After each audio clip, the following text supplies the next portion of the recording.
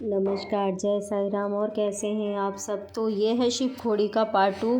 जैसा कि मैंने आपको पार्ट 1 में जानकारी दी थी कि मैं जो भी वैष्णो देवी और भैरवनाथ के बाद जो भी मैं मंदिर गई थी, शिव खोड़ी और नौ देवी मंदिर और अपना ये क्या कहते हैं नागराज जी के मंदिर गई थी।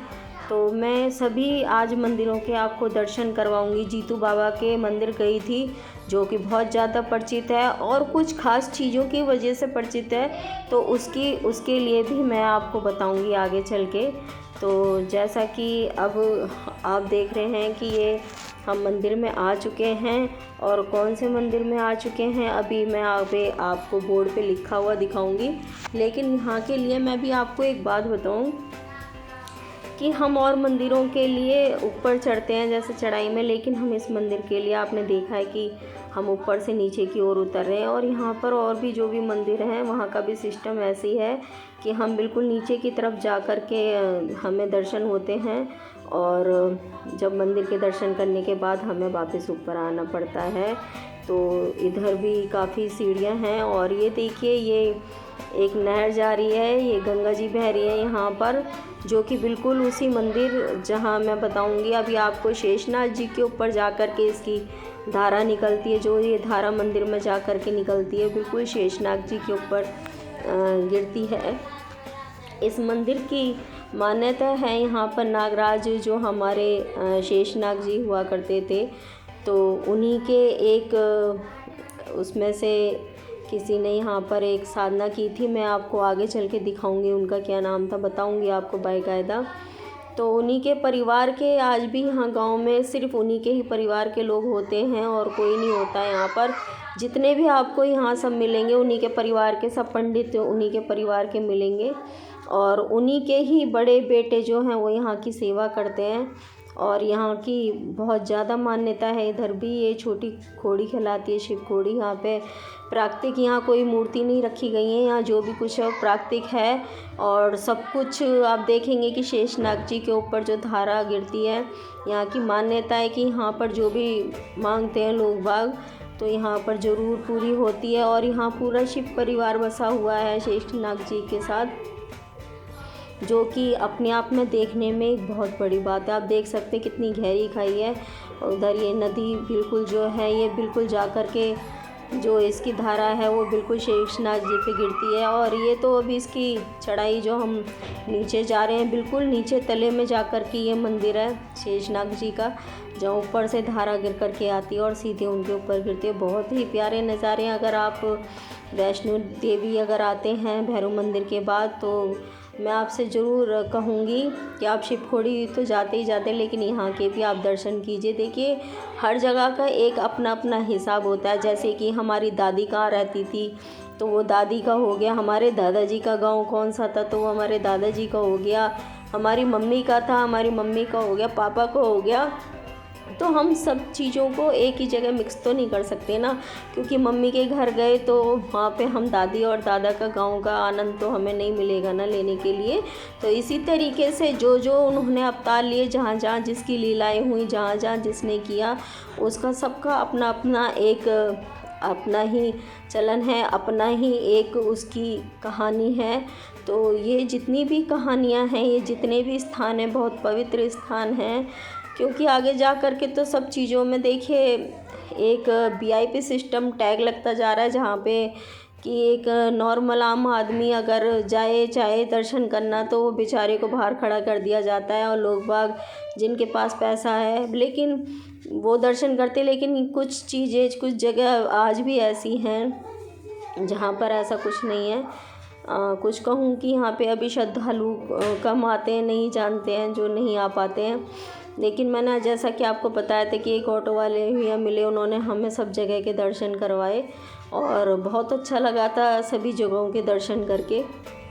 देख सकते हैं आप ये, जबकि मैंने इसमें से काफ़ी वीडियो मैंने बीच में कटिंग कर दी थी क्योंकि वीडियो ऑलरेडी लंबी हो जाती, और इसका पार्ट 3 बनाऊंगी क्योंकि मैं इसमें आपको सभी मंदिरों के दर्शन नहीं करवा पाऊंगी, क्योंकि ये वीडियो बहुत ही ज़्यादा लंबी हो गई थी। करीबन आप देख रहे हैं आधे घंटे की ये वीडियो जाती है। लेकिन इस वीडियो तो देखिए आप कहीं का भी अगर धार्मिक स्थल देख रहे हैं, उसके बारे में नॉलेज ले रहे हैं, देखिए कैसे धारा गंगा की बहती हुई आ रही है, बिल्कुल सफ़ेद दूध की तरह यहाँ का जल है। देखिए ऐसा लग रहा है जैसे दूध बहता हुआ आ रहा है। पहली बार अपनी आँखों से इतना सफ़ेद दूध की तरह मैंने जल देखा था, बिल्कुल वाइट एकदम। और इसका ही जब ये झरने के रूप में शेषनाग जी के ऊपर आगे चल के गिर रहा है, तो आप देखेंगे कि ये बिल्कुल ही सफ़ेद दूध की तरह दिखने वाला जल एकदम आसमानी रंग का हो जाएगा, बिल्कुल ब्लू हो जाएगा। और मेरी बातों पे नहीं, आप अपनी आँखों से अभी जब मैं आपको दिखाऊंगी तो विश्वास कीजिएगा। देखिए कितनी गहरी खाई है, कितनी गहरी जगह। इसलिए ग्रिल लगाई गई है क्योंकि यहाँ बंदर बहुत हैं। अगर आपके हाथ में कुछ भी खाने पीने का सामान देखेंगे, ये देखिए जल बिल्कुल इसका कलर कैसा है। और ये फ़ोटो मैंने खींची थी, इतनी क्लियर फ़ोटो आई थी कि मैं आपको बता नहीं सकती। ये हर जगह जो जाली लगा रखी है इसीलिए लगा रखी है क्योंकि यहाँ बंदरों का आतंक बहुत ज़्यादा है, वो सामान छीन के ले जाते हैं। और ये आ चुके हैं मंदिर के। देखिए बाबा धनसर शिव गुफा, यही है यहाँ का असली नाम। इनका बाबा धनसर ने यहाँ तपस्या की थी। और बाबा धनसर के ही परिवार के जो पहला बेटा होता है, देखिए उसी की यहाँ पर जब वो जन्म लेता है तो उसी की यहाँ पर बना करके पत्थर के वो रख दिए जाती है, मूर्त रख दी जाती है बना के। और जो परिवार का बड़ा बेटा होता है वही फिर मंदिर की सेवा करता है। और ये बहुत प्राचीन है, प्राचीन जब से मतलब ये है जब से ही सिस्टम यहाँ का चला आ रहा है। और यहाँ की श्रद्धा है बहुत, काफ़ी यहाँ लोग बागों की मुरादें पूरी हुई हैं। तो ये देखिए मंदिर आ चुका है शेषनाग जी का और भोलेनाथ जी का, जहाँ प्राकृतिक रूप में जब धनसर बाबा ने तपस्या की थी तो भोले जी ने दर्शन दिए थे। तो उनके दर्शन के कारण फिर यहाँ शेषनाग जी आए थे और उन्होंने कहा था शेषनाग जी ने कि मैं यहाँ हमेशा इस जगह पे विराजमान रहूँगा। ये जो धारा आप गिरते हुए देख रहे हैं बिल्कुल शेषनाग जी के ऊपर गिर रही है। और अब मैं ले चलूँगी आपको पहले शिव के दर्शन करवाने के लिए और बाद में करेंगे हम नागराज जी के दर्शन, जहाँ शेषनाग खुद विराजमान है। और विश्वास नहीं होता, आप अपनी आंखों से देखिए जल किस तरीके से, देखिए बिल्कुल एकदम आसमानी कलर है जल का। और किस तरीके से वो बिल्कुल शेषनाग जी के ऊपर है। आप भी दर्शन कीजिए, बहुत दुर्लभ दर्शन होते हैं, हर किसी के नसीब में नहीं होते हैं। और जयकारा लगाइए भोलेनाथ जी का और शेषनाग जी का। जो आज भी देखिए मूर्त रखी हुई है बनी हुई, ये यहाँ के पुरोहितों के सबसे जो बड़े बेटे होते हैं परिवार की, उन सब की मूर्त बना के। तो सोचिए देखिए कि परिवार में अब भी कितने मतलब बेटों ने जन्म लिए, सबकी मूर्त बना करके देखिए यहाँ रखी हुई है। जब भी इनके परिवार में जो बड़ा बेटा होता है सेवा करता है, उसकी मूर्त बना के यहाँ रख दी जाती है। प्राचीन समय से चली आ रही हैं और बहुत मूर्त रखी हुई हैं यहाँ, मैं आपको दिखाऊंगी आगे। तो बहुत ही अच्छा नज़ारा है यहाँ का और बहुत सुकून मिलता है ऐसी जगह पे यहाँ पर आकर के। ये देखिए ये मूर्त ही हैं, ऊपर से आप देखेंगे, देखिए लगातार कैसे उन्होंने बना करके रखी हुई हैं। ये देखिए ये लगातार जितनी भी आपको दिखाई दे रही हैं यहाँ पे आकृतियाँ, ये सारी इनके बेटों की आकृतियाँ सारी की सारी, जिन्होंने यहाँ पर सुशोभित कर रखी हैं। और अपनी अपनी मान्यता है हर जगह की। और यहाँ के जो लोग हैं बड़े ही काफ़ी बात करने में, मैं बताऊँ, ये देखिए बंदर ताक लगाए बैठे हैं, ज़रा सा भी अगर कुछ खाने पीने का सामान मिलता है तो ये फटाफट से छीन लेते हैं। तो इसीलिए सावधान रहें, मैं तो कहती हूँ, क्योंकि हर बंदर हर जगह अब सामान छीनने के लिए बैठे होते हैं। तो अपना जो भी सामान है उसको बहुत अच्छे से दुबका के रखें अपने बैग के अंदर, क्योंकि हाथ में कोई भी खाने पीने का सामान ये छीन लेते हैं तुरंत ही। तो अब हम चलेंगे भोलेनाथ जी के दर्शन करने के लिए। शेषनाग जी के पहले पड़ता है, लेकिन हमने कहा चलिए भोलेनाथ जी से शुरुआत करते हैं। तो मैं पहले भोलेनाथ जी के मंदिर में ही गई थी। और ये भी कुछ यहाँ पर लोग वक्त वीडियो बना रहे थे खड़े होकर के। और देखिए काफ़ी अच्छा लगता है ऐसी जगह पे, बहुत शांति मिलती है, बहुत ही अच्छा लगता है। ये कुदरत का नज़ारा है। ये देखिए सूर्य, देखिए किस तरीके से सूर्य की किरण पड़ रही है, कितना अच्छा लग रहा है यहाँ सूर्य की जो किरण पड़ रही है। और ये हमारे हनुमान जी के बैठे हुए हैं बंदर बहुत ही अच्छा है, लेकिन बस थोड़ा सा ये जो सामान छीन लेते, गलती इनकी भी नहीं है। खाने पीने के लिए, पेट भरने के लिए तो हर कोई इस तरीके से रहता ही रहता है, और क्योंकि वो और किसी चीज़ को हाथ नहीं लगाते हैं, वो सिर्फ खाने पीने की चीज़ों को ही छेड़ते हैं। ये बहुत ही पुराना वृक्ष था, जो ये देखिए ये काफ़ी पुराना वृक्ष है, और आप भी सर झुका करके दर्शन कीजिए। सदियों पुराना वृक्ष है ये, और ये अब हम चल रहे हैं मंदिर के अंदर। ये तो शेषनाग जी का मंदिर है, लेकिन इसमें मैं बाद में आऊँगी। मैं आपको दिखा रही थी यहाँ की सज्जा, यहाँ के पुरोहित जी ने किस तरीके से की हुई है। देखिए छोटी छोटी घंटियाँ कितनी सारी लटकी हुई हैं, और ये देखिए ये नज़ारा, ये देखिए जन्नत है ये जन्नत। यहाँ आकर के तो ऐसा लगता है कि बस कहीं जाने का दिल ही नहीं करता। ये किसी जन्नत से कम नहीं है ये जगह, ये बहुत ही खूबसूरत जगह है। बस ऐसा लगता है कि आंखें मतलब इस तरीके की हो जाती हैं कि बस इस जगह को खड़े खड़े निहारते रहो, देखते रहो। इतना खूबसूरत नज़ारा है कि अब मैं आपको ये वीडियो मतलब वहाँ बना ली थी, लेकिन मैंने बाद में एडिट की थी, तो अब मैं दोबारा इस वीडियो को देख करके बोल रही हूँ, तो मेरे रोंगटे खड़े हो गए हैं दोबारा से इसको देख करके। बहुत ही मैं कहती हूँ कि दर्शन करके मैं तो बस क्या कहूँ कि मुझे कितना सुकून मिल रहा है और कितना अच्छा लग रहा है। बस ये देखिए जगह जगह से जल किस तरीके से निकल करके आ रहा है। ये क्या प्राकृतिक नज़ारा है जिसको मेरी तो ज़िंदगी सफल हो गई ऐसे प्राकृतिक नज़ारे को देख करके।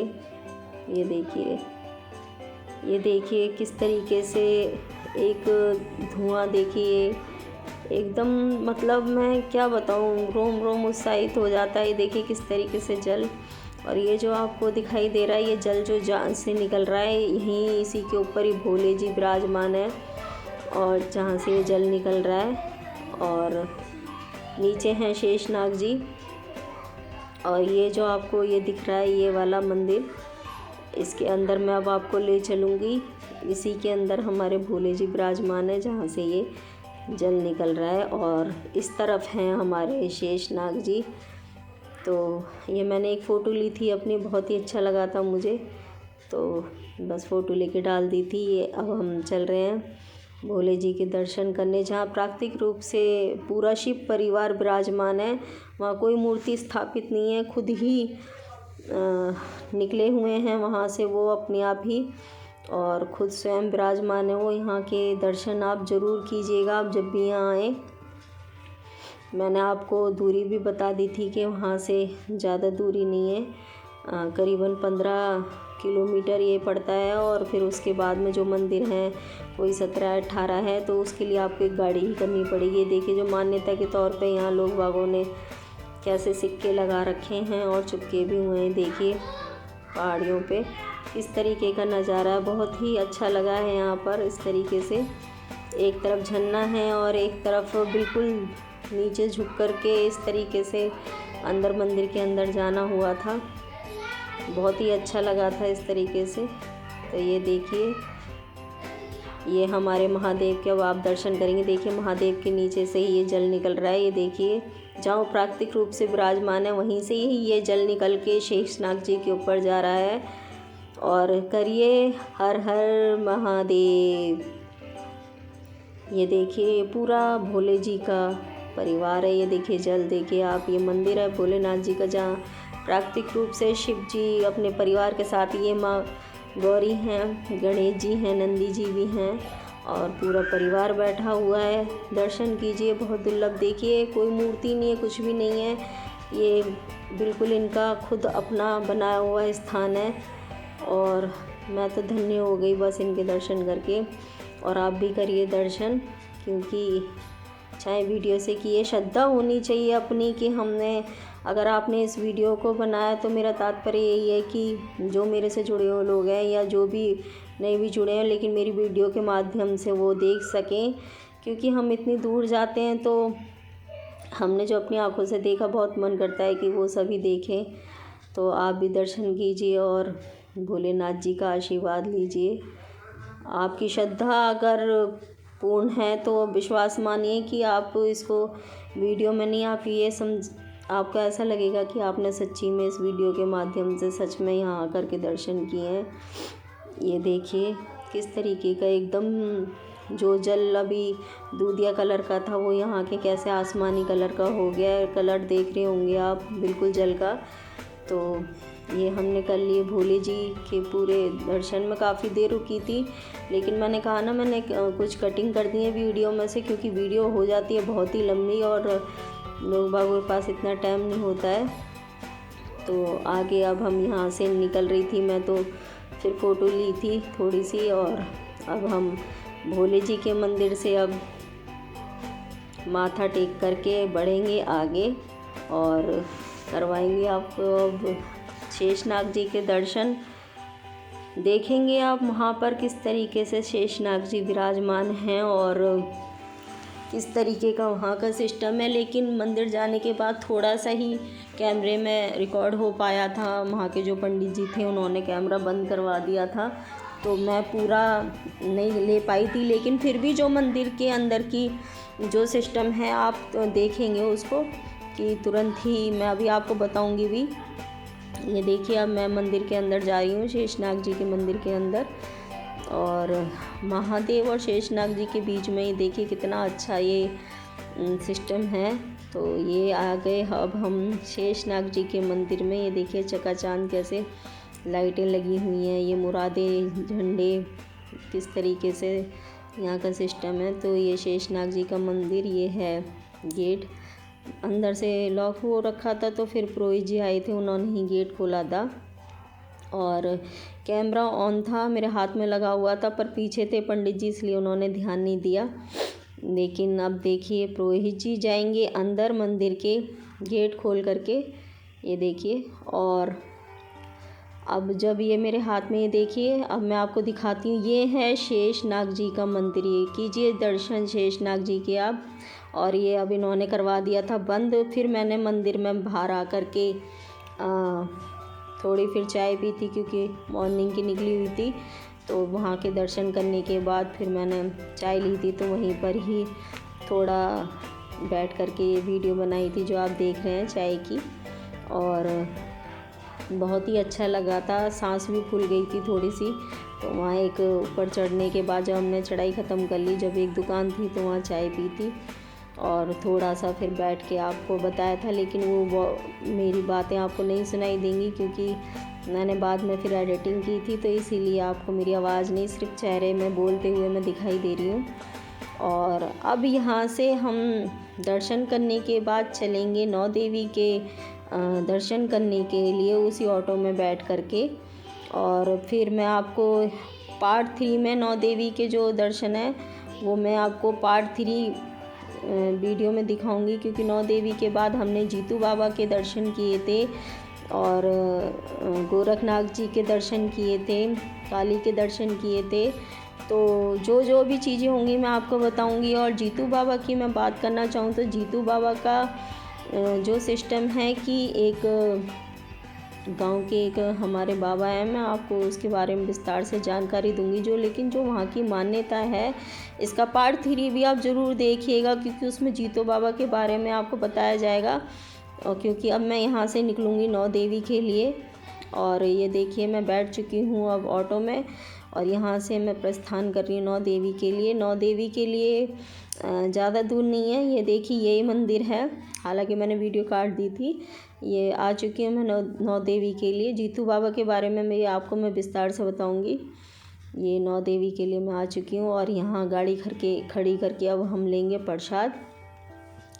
जीतू बाबा तो मैं बताऊँ, अगर किसी के बच्चे नहीं होते हैं, कितना भी पुराना सिस्टम क्यों ना हो, आप मन करके वहाँ जाइए, बिल्कुल एकदम श्रद्धा के साथ जाइए। कहते हैं जीतू बाबा के यहाँ कोई भी आज तक निसंतान अपनी इच्छा लेके गया है तो उन्होंने गोद जरूर भरी है।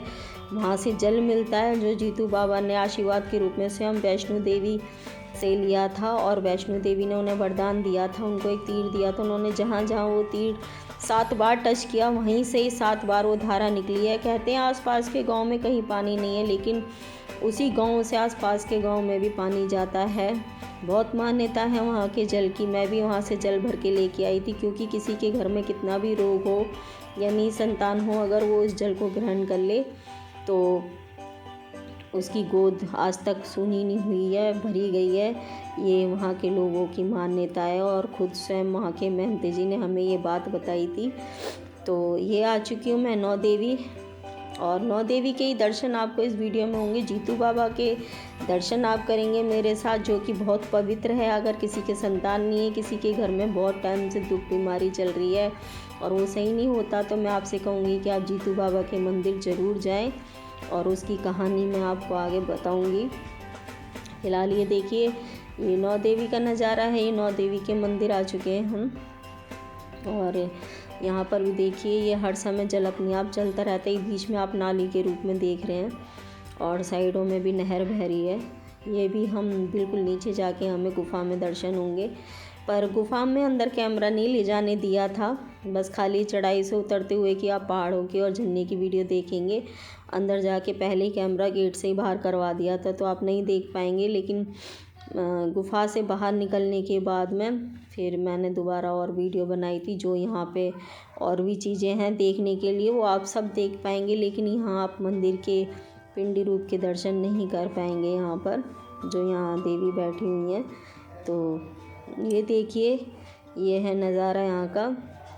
और मास्क तो ज़रूर लगाना है, क्योंकि ये जो अभी जितने भी लोग उतर रहे हैं बिना मास्क के, इन सबको कुछ ना कुछ मुंह पे बांधना पड़ा था। गार्ड बिना मास्क के अंदर एंट्री नहीं दे रहा था। तो मैं कहना चाहूँगी मास्क तो आप देखिए कहीं पे बाहर निकलते हैं तो अब मास्क तो आपको रखना ही पड़ेगा हमें हर हालत में अपने साथ, क्योंकि आगे गार्ड बैठा हुआ बिना मास्क के एंट्री नहीं लेने दे रहा था। हालांकि इनकी कोई गलती नहीं। देखिए चढ़ते उतरते में सांस फूलती है तो दिक्कत तो होती है। और हमने तो मास्क नीचे कर लिया था, और फिर जब उन्होंने कहा वैसे ऊपर कर लिया, पर मास्क हमने हटाया नहीं था चेहरे पे से, क्योंकि मास्क तो फिर कहीं इधर उधर रख दो तो गिरने का भी डर रहता है। इसीलिए मुंह पे से उतारती नहीं हूँ मैं, तो आदत है मेरी। तो आप भी कुछ इस तरीके की आदत बनाएं ताकि मास्क खोने का डर ना रहे।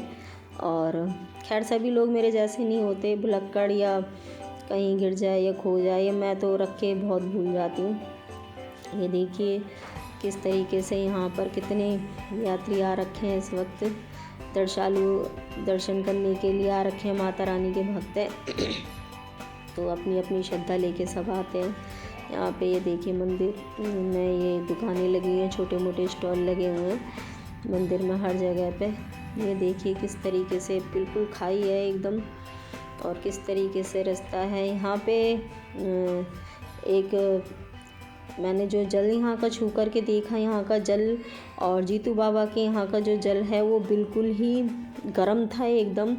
मतलब सर्दियों में कहा जाता है कि यहाँ का जल ऑटोमेटिकली गर्म हो जाता है, और गर्मियों में यहाँ का जल जो है वो ठंडा हो जाता है।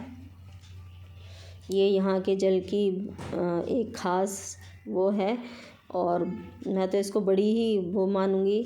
तो ये देखिए गंगा जी कैसे बह रही हैं यहाँ पर, और बहुत ही अच्छा लगता है सिस्टम यहाँ पे। ज़रूर आएँ आप, मैं आपसे कहूँगी कि आप जब भी आएँ तो यहाँ ज़रूर आएँ, और अपनी अपनी जगह की ख़ास मान्यताएं होती हैं तो वो आप ज़रूर देखें। और लास्ट यही इस मंदिर के आपको इस वीडियो में दर्शन हो पाएंगे, जो भी यहाँ पे ख़ास चीज़ें हैं।